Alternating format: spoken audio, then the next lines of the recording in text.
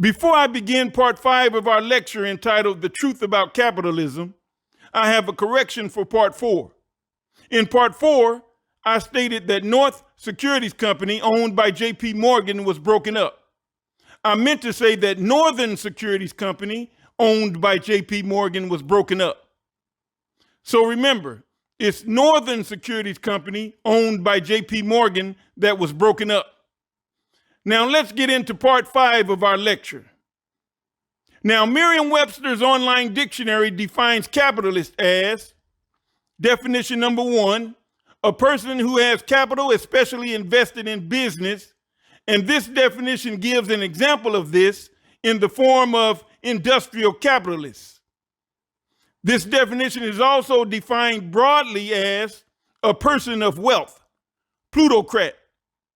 Definition number 2 is a person who favors capitalism. A plutocrat is defined as a person of wealth, and Merriam-Webster's online dictionary defines plutocracy as, definition number 1, government by the wealthy. Definition number 2, a controlling class of the wealthy. And this is what exists in the United States of America. The United States is a plutocracy and an oligarchy, and they have attempted to obfuscate it and call it a democracy. So the people of the United States don't see it. But people are waking up in what I call the 21st century Enlightenment period.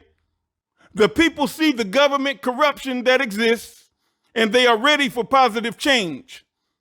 The government of the United States is supposed to be a government of the people, by the people, and for the people, as stated by President Abraham Lincoln. But this is not the case. The government of the United States is a government of, by, and for the wealthy. And it's a controlling class of the wealthy, as stated in the definition of plutocracy.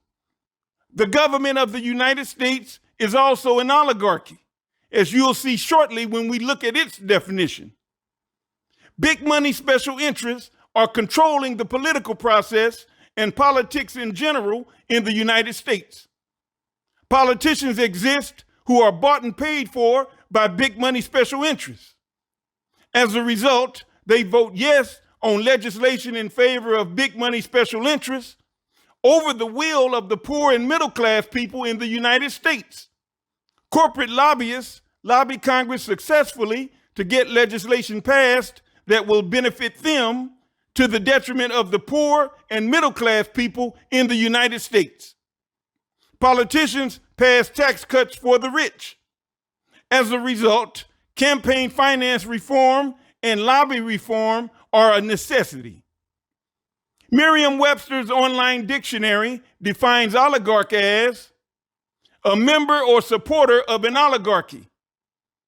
Merriam-Webster's online dictionary defines oligarchy as, definition number 1, government by the few. Definition number 2, a government in which a small group exercises control, especially for corrupt and selfish purposes. And the definition goes on to state also a group exercising such control. Definition number 3, an organization under oligarchic control.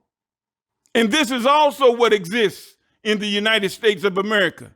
It is a government where the few control the many, and a small group exercises control for corrupt and selfish purposes.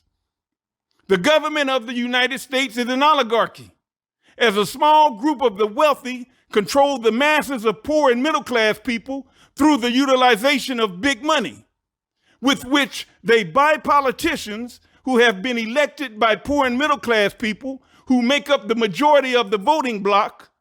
But the politicians work against the best interests of the poor and middle class people who elected them in favor of the interests of the wealthy who financially support those politicians in return for those politicians voting in favor of legislation that will benefit the wealthy.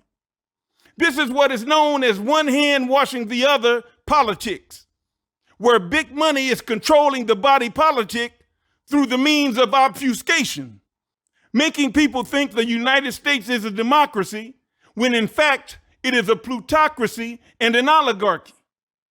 Democratic principles cannot be realized in a government where big money is controlling the political process behind the scenes through corporate lobbyists and corporate donations to super PACs to help political candidates win elections, while the capitalists have poor and middle class people on a treadmill working and going about their daily activities in the capitalist efforts to keep poor and middle class people so preoccupied with their daily lives that they don't see what's really going on in the government.